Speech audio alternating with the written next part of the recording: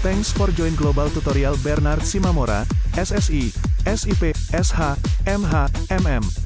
Subscribe, like, and share. Selamat mengikuti. Mata Kuliah Administrasi Pertanahan. Topik ke-20 dari 50 topik. Organisasi pertanahan di kota atau kabupaten. Bagian kedua. Seksi Pengendalian dan Pemberdayaan. Seksi Pengendalian dan Pemberdayaan mempunyai tugas menyiapkan bahan dan melakukan kegiatan pengendalian pertanahan, pengelolaan tanah negara, tanah terlantar dan tanah kritis, serta pemberdayaan masyarakat. Fungsi dari Seksi Pengendalian dan Pemberdayaan sebagai berikut. A. Pelaksanaan pengendalian pertanahan, pengelolaan tanah negara, tanah terlantar dan tanah kritis, serta pemberdayaan masyarakat. B. Pelaksanaan inventarisasi dan identifikasi pemenuhan hak dan kewajiban pemegang hak atas tanah, pemantauan dan evaluasi penerapan kebijakan, program pertanahan, dan program sektoral, serta pengelolaan tanah negara, tanah terlantar, dan tanah kritis. C. Pengoordinasian dalam rangka penyiapan rekomendasi, pembinaan, peringatan, harmonisasi dan penyinergian kebijakan, program pertanahan dan sektoral dalam pengelolaan tanah negara, serta penanganan tanah terlantar dan tanah kritis. D. Penyiapan saran tindak dan langkah-langkah penanganan dan usulan rekomendasi, pembinaan, peringatan, harmonisasi dan penyinergian kebijakan, program pertanahan dan sektoral dalam pengelolaan tanah negara, dan penanganan tanah terlantar dan tanah kritis. E. Inventarisasi potensi masyarakat marginal, asistensi dan pembentukan kelompok masyarakat, serta fasilitasi dan peningkatan akses ke sumber produktif. F. Peningkatan partisipasi masyarakat, lembaga swadaya masyarakat, dan mitra kerja teknis pertanahan dalam rangka pemberdayaan masyarakat. G. Pemanfaatan tanah negara, tanah terlantar, dan tanah kritis untuk pembangunan. H. Pengelolaan basis data hak atas tanah, tanah negara, tanah terlantar, dan tanah kritis serta pemberdayaan masyarakat. I. Penyiapan usulan keputusan pembatalan dan penghentian hubungan hukum atas tanah terlantar. Struktur organisasi Seksi Pengendalian dan Pemberdayaan sebagai berikut. A. Subseksi Pengendalian Pertanahan. Subseksi Pengendalian Pertanahan mempunyai tugas menyiapkan pengelolaan basis data, melakukan inventarisasi, identifikasi, penyusunan saran tindak, dan langkah penanganan, menyiapkan bahan koordinasi usulan penertiban dan pendayagunaan dalam rangka penegakan hak dan kewajiban pemegang hak atas tanah, serta pemantauan, evaluasi, harmonisasi dan penyinergian kebijakan dan program pertanahan dan sektoral dalam pengelolaan tanah negara, dan penanganan tanah terlantar dan tanah kritis. B. Subseksi Pemberdayaan Masyarakat. Subseksi Pemberdayaan Masyarakat mempunyai tugas menyiapkan bahan inventarisasi potensi, asistensi, fasilitasi dalam rangka penguatan penguasaan, melaksanakan pembinaan partisipasi masyarakat, lembaga masyarakat, mitra kerja teknis dalam pengelolaan pertanahan, serta melakukan kerjasama pemberdayaan dengan pemerintah kabupaten, kota, lembaga keuangan dan dunia usaha, serta bimbingan dan pelaksanaan kerjasama pemberdayaan. Seksi Sengketa, Konflik, dan Perkara. Seksi Sengketa, Konflik, dan Perkara mempunyai tugas menyiapkan bahan dan melakukan kegiatan penanganan sengketa, konflik, dan perkara pertanahan. Fungsi dari Seksi Sengketa, Konflik, dan Perkara sebagai berikut. A. Pelaksanaan penanganan sengketa, konflik, dan perkara pertanahan. B. Pengkajian masalah, sengketa, dan konflik pertanahan. C. Penyiapan bahan dan penanganan sengketa dan konflik pertanahan secara hukum dan non-hukum, penanganan dan penyelesaian perkara, pelaksanaan alternatif penyelesaian sengketa dan konflik pertanahan melalui bentuk mediasi, fasilitasi, dan lainnya, usulan dan rekomendasi pelaksanaan putusan-putusan lembaga peradilan, serta usulan rekomendasi pembatalan dan penghentian hubungan hukum antara orang, atau badan hukum dengan tanah. D. Pengoordinasian penanganan sengketa, konflik, dan perkara pertanahan. E. Pelaporan penanganan dan penyelesaian konflik, sengketa, dan perkara pertanahan. Struktur organisasi Seksi Sengketa, Konflik dan Perkara sebagai berikut. A. Subseksi Sengketa dan Konflik Pertanahan. Subseksi Sengketa dan Konflik Pertanahan menyiapkan pengkajian hukum, sosial, budaya, ekonomi, dan politik terhadap sengketa dan konflik pertanahan, usulan rekomendasi pembatalan dan penghentian hubungan hukum antara orang atau badan hukum dengan tanah, serta pelaksanaan alternatif penyelesaian sengketa melalui mediasi, fasilitasi, dan koordinasi penanganan sengketa dan konflik. B. Subseksi Perkara Pertanahan. Subseksi Perkara Pertanahan mempunyai tugas menyiapkan penanganan dan penyelesaian perkara, koordinasi penanganan perkara, serta usulan rekomendasi pembatalan dan penghentian hubungan hukum antara orang atau badan hukum dengan tanah sebagai pelaksanaan putusan lembaga peradilan. Pelayanan BPN dan program BPN. Peningkatan pelayanan pada lingkungan BPN RI diatur dalam Peraturan Kepala BPN Nomor 1 Tahun 2010 tentang Standar Pelayanan dan Pengaturan Pertanahan. Berdasarkan Pasal 4 Peraturan Kepala BPN Nomor 1 Tahun 2010, ruang lingkup dari peningkatan standar pelayanan pada lingkungan BPN meliputi 1.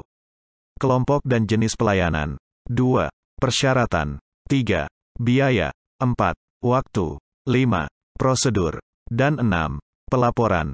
Selanjutnya, berdasarkan Pasal 5 Ayat 1 Peraturan Kepala BPN Nomor 1 Tahun 2010, kelompok pelayanan dan jenis pelayanan yang Pasal 4 huruf A terdiri atas pelayanan berikut. 1. Pendaftaran tanah pertama kali. 2. Pemeliharaan data pendaftaran tanah. 3. Pencatatan dan informasi pertanahan. 4. Pengukuran bidang tanah. 5. Pengaturan dan penataan pertanahan. Dan 6. Pengelolaan pengaduan. Inovasi pelayanan lain yang dilakukan oleh BPN terdapat pada pelayanan satu pintu dalam penanaman modal. Untuk merespons Perpres Nomor 27 Tahun 2009, BPN mengeluarkan Peraturan Kepala BPN Nomor 15 Tahun 2015 tentang petunjuk teknis pelayanan satu pintu bidang agraria tata ruang dan pertanahan dalam kegiatan penanaman modal asing. Inti dari Peraturan Kepala BPN Nomor 15 Tahun 2015 adalah melakukan sentralisasi pengurusan hak atas tanah bagi penanaman modal asing. Tindakan yang dilakukan oleh BPN adalah menugaskan dan menempatkan pejabat BPN pada 1. Badan Koordinasi Penanaman Modal. 2. Badan Penanaman Modal dan Pelayanan Terpadu Satu Pintu Provinsi. 3. Badan Penanaman Modal dan Pelayanan Terpadu Satu Pintu Kabupaten, Kota. Secara lebih spesifik, selain untuk merespons pelayanan satu pintu, pejabat BPN yang ditempatkan tersebut mempunyai tugas untuk 1. Melayani permohonan dalam rangka pelayanan di bidang agraria, tata ruang, dan pertanahan. 2. Memberikan informasi, fasilitasi, rekomendasi di bidang agraria, tata ruang, dan pertanahan. 3. Melaksanakan koordinasi dengan instansi terkait, baik di pusat maupun daerah. 4. Membantu penyelesaian masalah di bidang agraria, tata ruang, dan pertanahan. 5. Melaksanakan tugas lain sesuai arahan Menteri Agraria dan Tata Ruang, Kepala Badan Pertanahan Nasional atau Kepala Badan Koordinasi Penanaman Modal. Inovasi pelayanan lain yang sangat positif yang dilakukan oleh BPN adalah memberlakukan pelayanan dalam bidang pertanahan pada hari Sabtu dan Minggu. Dengan demikian, kantor pertanahan beroperasi 7 hari dalam seminggu.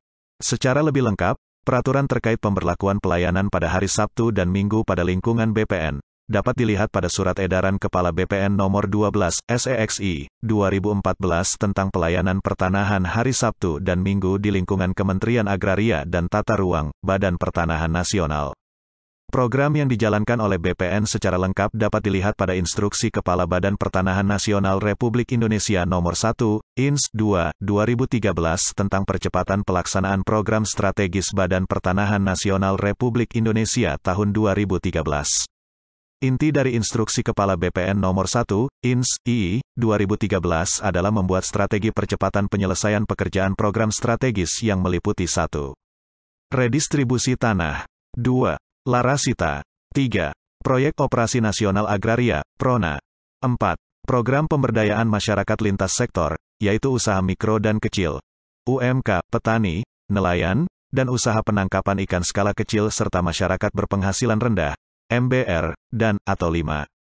Program strategis lainnya yang ada pada masing-masing kantor wilayah Badan Pertanahan Nasional, antara lain tanah terlantar dan penyelesaian sengketa dan konflik pertanahan. Dari berbagai program BPN di atas, yang menarik untuk disoroti adalah program Larasita. Larasita merupakan kantor pertanahan yang bergerak. Dengan demikian, proses pendaftaran tanah yang dilakukan oleh kantor pertanahan tidak lagi bersifat pasif, menunggu, tetapi bersifat aktif. Tugas dari Larasita berdasarkan Peraturan Kepala BPN Nomor 18 Tahun 2009 sebagai berikut. 1. Menyiapkan masyarakat dalam pelaksanaan pembaruan agraria nasional, reforma agraria. 2. Melaksanakan pendampingan dan pemberdayaan masyarakat di bidang pertanahan. 3. Melakukan pendeteksian awal atas tanah-tanah terlantar. 4. Melakukan pendeteksian awal atas tanah-tanah yang diindikasikan bermasalah. 5. Memfasilitasi penyelesaian tanah bermasalah yang mungkin diselesaikan di lapangan. 6. menyambungkan program Badan Pertanahan Nasional Republik Indonesia dengan aspirasi yang berkembang di masyarakat. Serta 7. Meningkatkan dan mempercepat legalisasi aset tanah masyarakat. Program lainnya yang juga patut diperhatikan dari BPN adalah Proyek Operasi Nasional Agraria, PRONA. Berdasarkan Pasal 1 Ayat 1 Peraturan Menteri Agraria dan Tata Ruang Nomor 1 Tahun 2015 dan diubah oleh Peraturan Menteri Agraria dan Tata Ruang Nomor 4 Tahun 2015, PRONA adalah rangkaian proses sertifikasi tanah secara massal pada wilayah desa, kelurahan. Melalui kegiatan PRONA, diharapkan dapat merangsang kesadaran masyarakat untuk melakukan sertifikasi tanah mereka.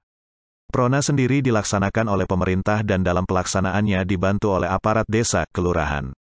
Tujuan dari hadirnya PRONA berdasarkan pada Pasal 2 Ayat 1 Peraturan Menteri Agraria dan Tata Ruang Nomor 4 Tahun 2015 adalah memberikan pelayanan pendaftaran tanah pertama kali dengan proses yang sederhana, mudah, cepat, dan murah dalam rangka percepatan pendaftaran tanah di seluruh Indonesia untuk menjamin kepastian hukum hak atas tanah. Sementara itu, sasaran dijalankannya PRONA yang dijelaskan pada Pasal 2 Ayat 2 adalah seluruh bidang tanah yang belum bersertifikat yang dikuasai atau dimiliki oleh perorangan. Sementara itu, pada ayat 3, dijelaskan bahwa subjek dari PRONA adalah warga negara Indonesia, lembaga sosial, dan badan hukum. Yang menjadi objek dari PRONA adalah 1. Bekas tanah milik adat. 2. Tanah yang dikuasai langsung oleh negara. Dan 3. Tanah yang terletak pada suatu hamparan desa atau kelurahan. Berdasarkan Pasal 6 Peraturan Menteri Agraria dan Tata Ruang Nomor 4 Tahun 2015, ruang lingkup yang menjadi kegiatan PRONA sebagai berikut. 1. Penetapan lokasi. 2. Penyuluhan. 3. Pengumpulan data, alas bukti, alas hak. 4. Pengukuran bidang tanah. 5. Pemeriksaan bidang tanah. 6. Pengumuman, bekas tanah milik adat. 7. Penerbitan SK hak pengesahan data fisik dan data yuridis.